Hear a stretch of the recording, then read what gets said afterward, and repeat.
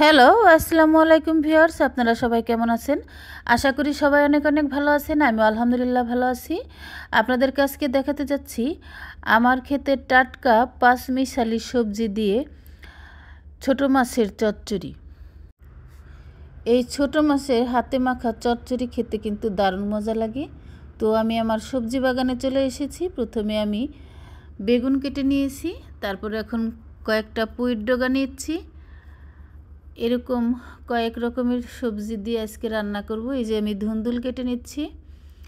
আসলে সূর্যের তাপে মানে সূর্যের আলোতে কিছুই দেখা যাচ্ছে না, ভিডিওতে ঘোলা আসছে। তো দেখুন, এই যে আমি ধুন্দুল কেটে নিলাম।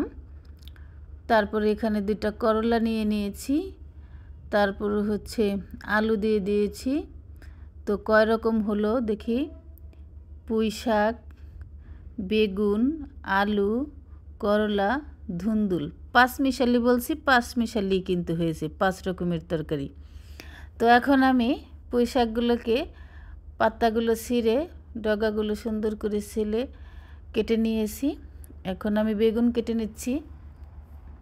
তোমাকে যতটা ভালোবেসেছিলাম তার চেয়ে দ্বিগুণ তোমাকে বিশ্বাস করেছিলাম, কিন্তু বুঝতে পারিনি তুমি সেটারও যোগ্য ছিলে না।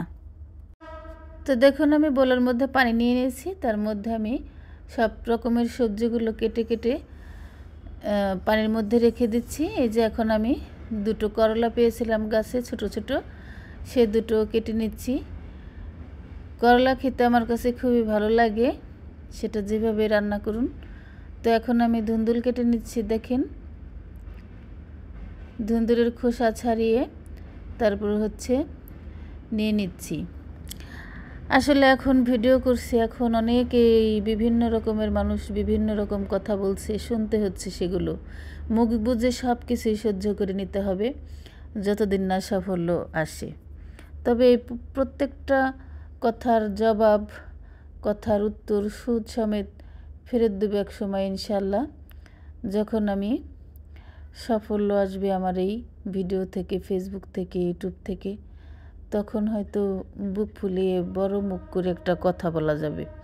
এখন তো আর বলতে পারতেছি না, এখন সব সহ্য করে নিতে হচ্ছে। তো আপনারা সবাই দোয়া করবেন যাতে আমার সেই দিনটা খুব তাড়াতাড়ি সামনে চলে আসে। তো এখন আমার সবগুলো সবজি কাটা হয়ে গিয়েছে। আমি এখন সুন্দর করে পানি দিয়ে ধুয়ে তুলে নিচ্ছি। যে কড়াইটার মধ্যে আমি রান্না করব সেই কড়াইয়ের মধ্যে তুলে নিচ্ছি। আসলে সাফল্য কিন্তু একদিনে আসে না, ধীরে ধীরে আসে। অনেক পরিশ্রমের ফল কিন্তু মিষ্টিই হয়। তো এখানে আমি দিয়ে দিয়েছি হলুদ গুঁড়ো, লাল মরিচের গুঁড়ো, কাঁচা পেঁয়াজ মরিচ কেটে দিয়েছি, দিয়ে দিয়েছি স্বাদ মতো নুন আর সয়াবিন তেল। এখন আমি হাত দিয়ে সুন্দর করে এটাকে মাখিয়ে নেব। এই মাখানোর কাজটা কিন্তু আপনারা একটু সময় নিয়ে করবেন, দেখবেন চচ্চড়িটা খেতে কি দারুণ মজা লাগে, অসম্ভব মজার হয়। একটা জিনিস খেয়াল করে দেখবেন, আপনি না খেয়ে থাকবেন, 2 টাকা দিয়ে কিন্তু আপনাকে কেউ সাহায্য করবে না। আপনার বাসায় তখন কেউ মারবে না যে কি রান্না করছে, কি খাইছে। ভাববে যখন আপনি রান্না করবেন না, যখন আপনার বাসায় চুলা জ্বলবে না, যখন আপনি না খেয়ে থাকবেন, তখন দেখবেন কেউ খোঁজ খবর নেবে না, জানি এখন বাসায় গেলেই কিছু না কিছু দিতে হবে, তাকে সাহায্য করতে হবে সেই ভয়ে।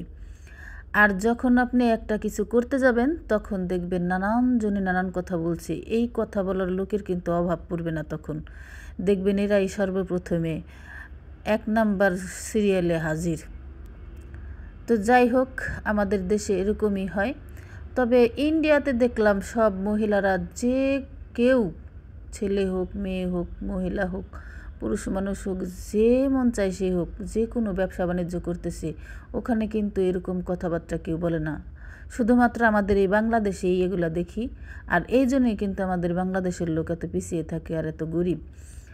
কারণ কি, দেখবেন আমেরিকার মতো রাষ্ট্র, যেখানে মনে করেন যে মানুষ ভিক্ষা করে খেলেও কোটি কোটি টাকার মালিক, সেখানে দেখবেন তারা কিন্তু বসে খায় না। তাদের বাচ্চাদের 2 বছর 3 বছরের বাচ্চাদের, আমি যতদূর জানি, যতটুকু শুনছি সেতটুকু বলছি, যে তারা নাকি 2 বছর 3 বছরের বাচ্চারাও নাকি বসে খায় না। তারা কারো ঘাড়ে বসে খায় না, মা বাবার ঘাড়ে বসে খায় না, তারা নিজেরা ইনকাম করে। আজ তাহলে এ পর্যন্তই। আল্লাহ হাফিজ।